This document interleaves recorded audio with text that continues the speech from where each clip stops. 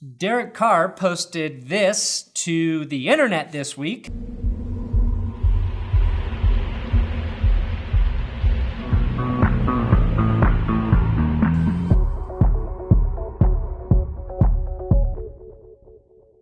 I'd quickly like to say, fuck you, Derek Carr, for making all of us think this was real.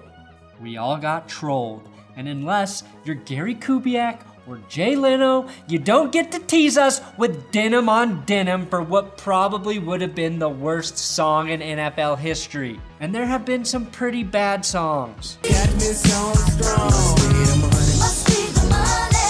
catch me doing my Super Bowl show. All for a joke? Derek Carr, fourth year QB, lifetime comedian?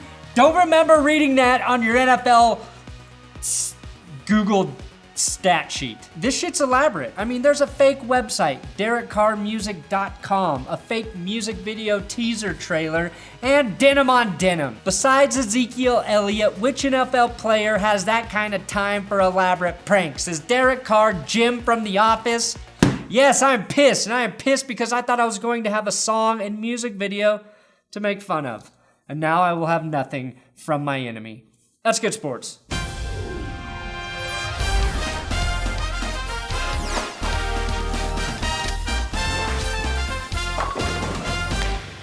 Yes, welcome here to That's Good Sports. I am Brandon Perna, and this episode is sponsored by SeatGeek.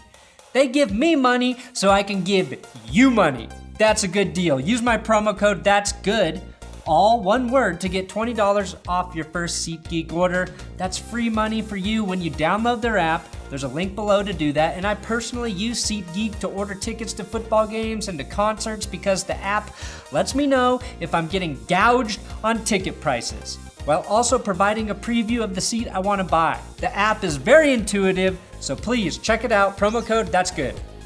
Derek Carr's music video was a joke, but what's not a joke is how stupid the owner of Chick-fil-A is, Dan Cathy, most famous for overrated chicken sandwiches and hating gay marriage. Chick-fil-A's are also known for being closed on Sundays because of God and stuff. Despite opening a restaurant in the Falcons' new stadium, where the biggest and only work days are on Sunday, Chick-fil-A is sticking to its "we don't work on Sunday" policy. Do you follow? They are opening a restaurant in the Atlanta Falcons stadium and refusing to keep it open on Sunday. So they will be closed for 7 of the 8 Falcons home games this season. Opening only once in 2017 for a Thursday night game. Does that make any sense? No. But is that real? Is this story real? Yes. Now, I'm not a businessman, clearly. And despite looking like Jesus, I'm not religious either. But if I had the chance to only be open for business 8 days out of the year, but my religious beliefs would only allow my business to be open on one of those 8 days, I'd either make a different business decision or I'd become a Buddhist, the most greedy of all the religions, despite what they may have you believe. Now, as you may have learned via Hard Knocks on HBO or through the news cycle, the Tampa Bay Buccaneers released last year's second-round draft pick, Roberto Aguayo. Maybe you saw the news on the NFL Instagram where they posted the video clip of Aguayo being cut. It's never easy. I'll just get right to it. We're gonna release you. But I do want to tell you that we appreciate everything you've done for us. All right? Thank you.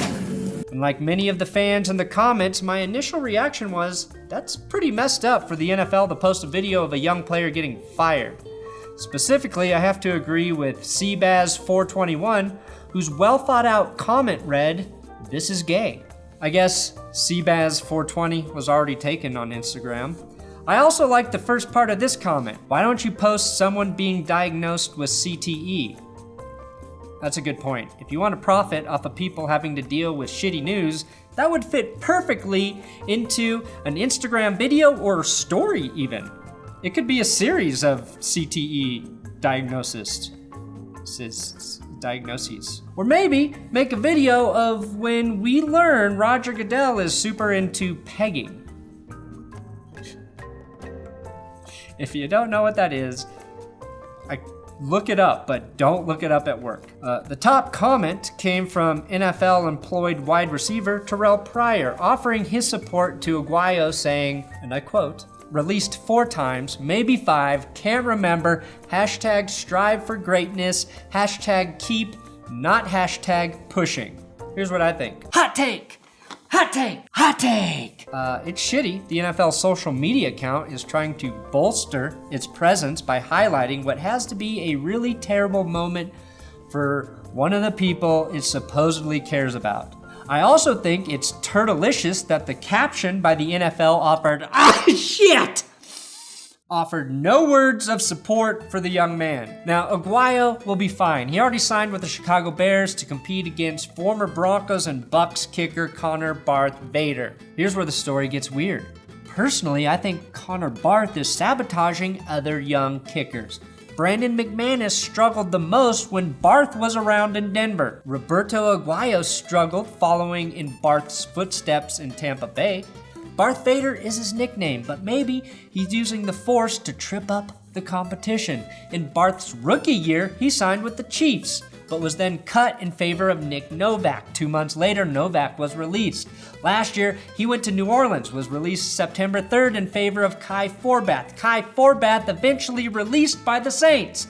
Connor Barth is the most evil player in all of sports, and I uncovered it. Somebody has to put their foot down for your incredulous crimes against other kickers. Hashtag fire Connor Barth. He is not good for business for kickers. How am I the only one who sees things like this? I don't know why anybody's surprised by this. All the NFL cares about is money. They allow Hard Knocks access because they make tons and tons of cash from HBO, while also exposing the NFL brand to potentially new viewers. The amount of people who love the show Girls who now watch the NFL would blow your mind. The NFL owns that HBO content, so why would they not use the most interesting part of an episode for self-promotion on social media? The answer is human decency, but from a business standpoint, it makes complete sense. With that said, the Tampa Bay Buccaneers are fucking idiots for taking a kicker in the second round. That's gotta be one of the dumbest moves in football history. They could have taken so many impact players at that draft spot. And before you go, I have to read the best message I have ever received. It came from Reagan Smash when he made a monthly donation to this channel on Patreon. And he said, as a lifelong Patriots fan, trust me, I paid my dues. I would like to say you are one of the most entertaining YouTubers in the world of sports. However, as a Pats fan, I am legally obligated to hate anything to do with the Broncos. Sorry, my hands are tied here. Go eat a dick and take my money. He later changed that dick part to TB plus BB equals Super Bowl 52. Reagan Smash, never retract an eat a dick comment. It makes you look weak. I respect your donation, and honestly, all the fans of other teams here watching every week, you hold a special place in my heart. I will do my best to keep you in mind when I shit on your teams this season. If a Pats fan is supporting me with $1 a month donation, then you as Bronco fans, really, you have no more excuses. Patreon.com/ThatsGoodSports. Thanks for watching another episode here of That's Good Sports. You gotta subscribe on YouTube. If you're already subscribed, click the little bell button by the subscribe button so you can get That's Good Sports notifications. I'm on Twitter at Brandon Perna, Instagram at Brandon Perna, and my Instagram account is better than the NFL's.